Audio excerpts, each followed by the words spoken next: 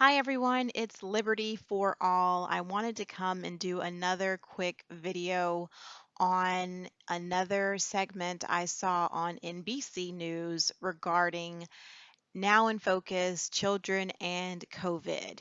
And more, they are now reporting more cases that they claim are as a result of children getting COVID, and some of these children are now supposedly being hospitalized, and it's just a precedent to justify the mandates that are going to probably be coming soon for children. So I just wanted to do a quick video just in response to a couple of the narratives that are being highlighted in this particular segment. So as we normally do, I'm going to play a few clips and then I will be back for my commentary. They're some of the most vulnerable victims of the pandemic. Probably like one of the most heartbreakingest things like a mom would have to go through. Children, some only months old, clinging to life in hospitals overwhelmed with COVID patients. It's so scary. ICUs at the brink, many with children not yet eligible to be vaccinated. All of this as millions of kids start heading back to school, generating a political battle over face masks and vaccine mandates. I want the school districts to stand up against the governor. Faith over fear. There's only one man in control here, and it's God. Parents now pushing for more protection for kids, wondering just how safe it is to send their children to school. Everything you need to know and all of your questions answered with NBC News Now in Focus on children and COVID.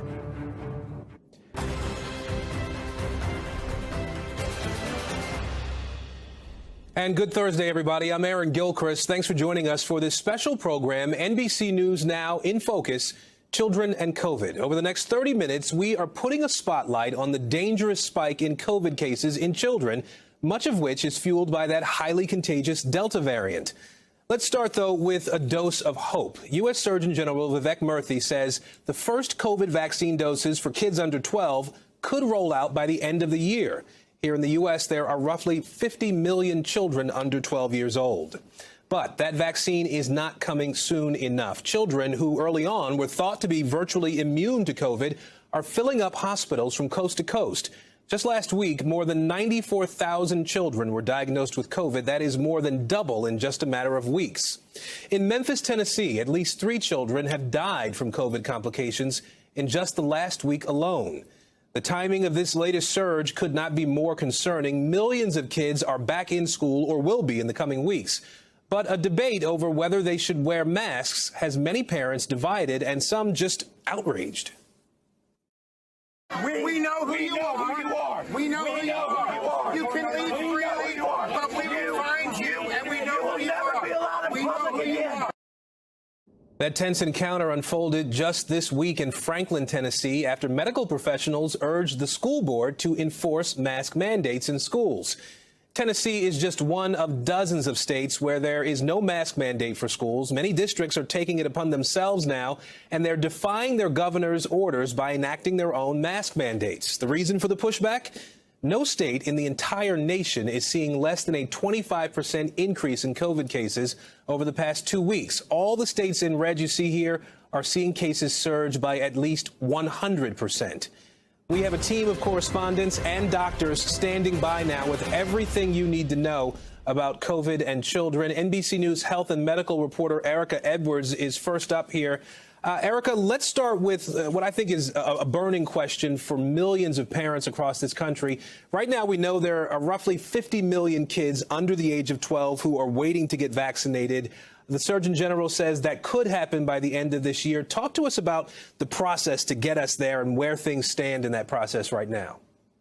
Hey, Aaron, good afternoon. So my sources do agree with Dr. Murthy that we don't anticipate seeing a COVID-19 vaccine for children under the age of 12 until late fall or even mid-winter. That's because drug makers split up the research. One cohort is ages 5 to 11, then you have the 2 to 5-year-olds, and then finally ages 6 months to 2 years. And that's really because children need different doses. They cannot have the same dose as adults do. They're not just simply mini adults. Now, Pfizer has told us that they anticipate having data on the 5 to 11-year-old age group by next month, with findings on the younger children rolling out the months after that. Let's bring in NBC News senior medical correspondent Dr. John Torres now. Dr. John, you have been covering this pandemic since the very beginning. You've been digging into the details on these surges that we've been seeing over the last year and a half. In your mind, what's the most important thing? What's the number one thing that parents should know about this latest spike in cases that we're seeing, specifically in children? And Aaron, I think it's the same thing that parents should know throughout the whole pandemic, but now even more so because of this Delta variant. And what I frequently tell them is, yes, if you look at the studies, if you look at the information, children are less likely to get COVID, they're less likely to get sick from COVID, and they're less likely to get hospitalized or die from COVID. But that doesn't mean they're not going to get it, they're not going to get sick, and they're not going to die from it. And now with this Delta variant, that makes it even more important. And here's what we're finding out. If you think about it, about 5 weeks ago, we were down to 10 to 11,000 cases a day. Now we're over 100,000 cases a day. So we've had 10 times the number of cases. And even though the Delta variant we know is more contagious, it's more contagious for children as well. And so that means those children's numbers are going up. That's just a mathematical issue. And that's why you're seeing the ICUs filling up. That's why you're seeing the children's hospitals filling up, because more kids are getting infected. The more of them that get infected, the more of them are going to get sick from it. The more of them are going to get hospitalized. And unfortunately, the more of them are going to die from it as well, Aaron. So the important thing to realize is it can affect children. They cannot be vaccinated below the ages of 12 yet, so it's behooving upon us to make sure that we protect them. Really important detail there. Before I let you go, I want to ask you, what do you want parents who may be on the fence about getting their children vaccinated, the kids who are now 12 and older and eligible to be vaccinated, what do you want them to know about being vaccinated? I want them to know a couple things. Number one is once they get vaccinated, they're going to be able to do more things. And as time goes on, like Erica was talking about, there's going to be more of these mandates, and vaccines are going to allow them to do more things. And that's the convenience aspect of it. But the health aspect of it, as a parent, our main point is to make sure our children grow up healthy and happy. And part of doing that is making sure they survive through childhood.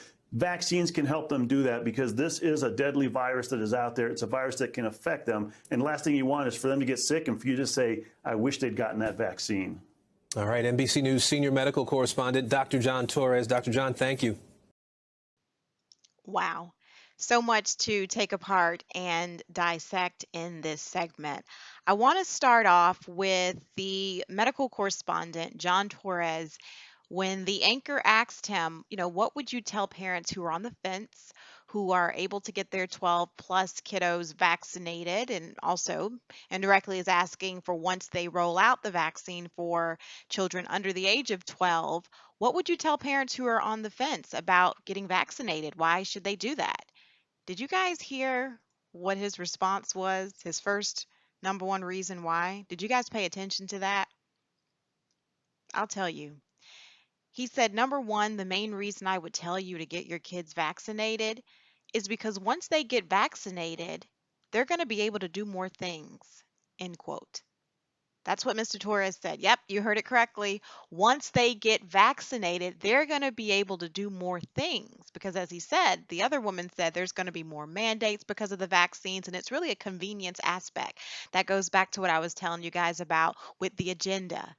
Making it inconvenient, right? Turning up people's lives, firing them, letting them know that they can't travel, they can't go into certain businesses or places if they're not vaccinated. They can't probably participate in certain sports like they're trying to do with different leagues across the country, right? So that's what he's telling you. For your kids, the number one reason why you want to get them vaccinated is because, hey, they're going to be able to do more things.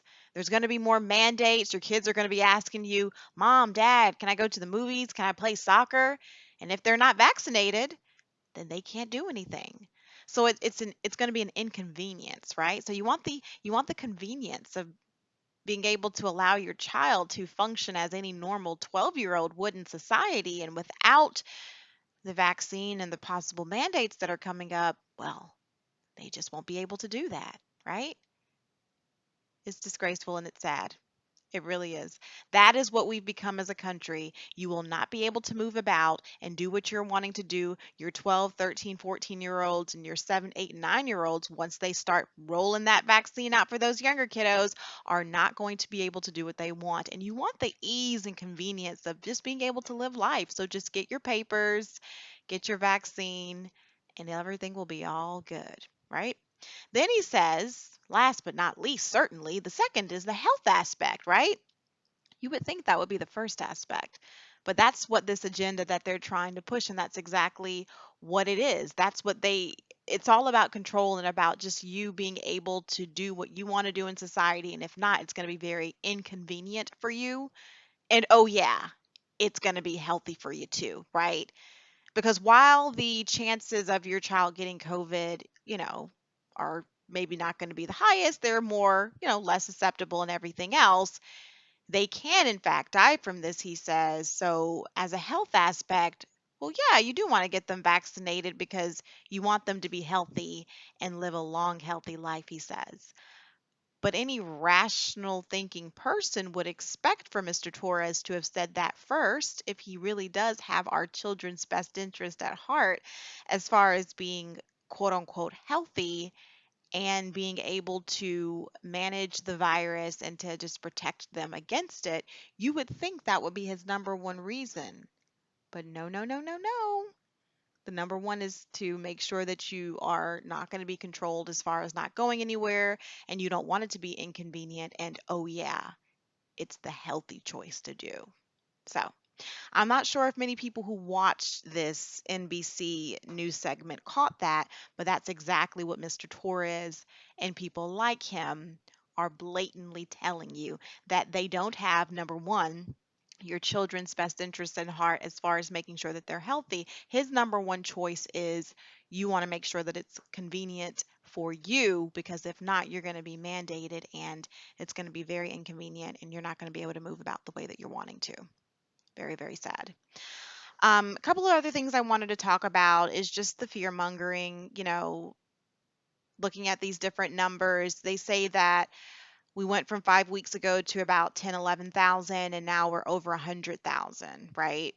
Again, using this as a precedent to justify the mandates that they are going to try to roll around for these children that are under 12 as well. He basically is admitting that in this new segment that is possibly a very big possibility that will be coming soon. So they say that the timing is very concerning as far as they're going back to school. And I say that the timing is very convenient as we get closer, right, to them rolling out this vaccine for the children under 12. Of course, these numbers are going to be raising as justification as to why parents should make a decision that they feel would make the most sense if these numbers are going up. We saw the same thing happen with the surge of the Delta variant. More and more Americans were choosing to get vaccinated simply because they were nervous about the numbers with the variant. So, same thing, these numbers for the children are going to continue to go up, quote unquote, because they are getting closer. As you heard, they are believing that by the end of this year, by the end of 2021, they're very close to getting it approved for younger children. So the timing, as she says, is not only concerning, but in my opinion, it's also very convenient. They also say in the beginning of the segment that the children are the most vulnerable for COVID, right? So children, of course, in our society in general are the most vulnerable, right? We have to care for our children. We have to make sure that they're going to be okay. So in society in general, yes, they are. They have to be looked after. They can't make decisions for themselves. They need guidance and they need parenting, right? But are they really the most vulnerable for COVID specifically, as they said? Because as you heard them contradict themselves many times in the segment, they said the chances of children when they get COVID, they're less likely, as he said in the interview, to get COVID and to have very adverse serious effects. While there are possible occasions where they are out there that can happen, it's less likely. So are they really the most vulnerable for COVID specifically? I have to beg to ask. Don't really know, but that's what they said in the segment, and I just dare you to question that. Last but not least, as you heard the lady in the interview that was being interviewed state, they're also wanting to roll this out, not only, of course, to children under 12, but to babies as young as 6 months. So this is going to really be something that a lot of people are going to have to consider what's best for their families, their kids, and themselves. And again, I don't want to make this too long, but I wanted to just kind of report on this and just kind of show you again what's going on in the media. They are just blatantly showing you what's going on. They're really coming fast for trying to get the rollout for under 12. And not only that, they're trying to probably do mandates, as you heard him say in the interview, Mr. Torres. And the woman that was being interviewed stated it could be children as young as 6 months that they stated previously may not have as much as a posed risk initially, but they're now looking at this. So wake up, pay attention, consider what's best for you and your families. Get the vaccine because you feel it's going to be the best thing for them as a health aspect to protect them, not because, oh, it'll be inconvenient and they won't be able to, quote unquote, do more things. So, again, this is Liberty for All. If you guys like this video, please like, share, comment, and subscribe. And I'll see you guys in the next one. Have a great day.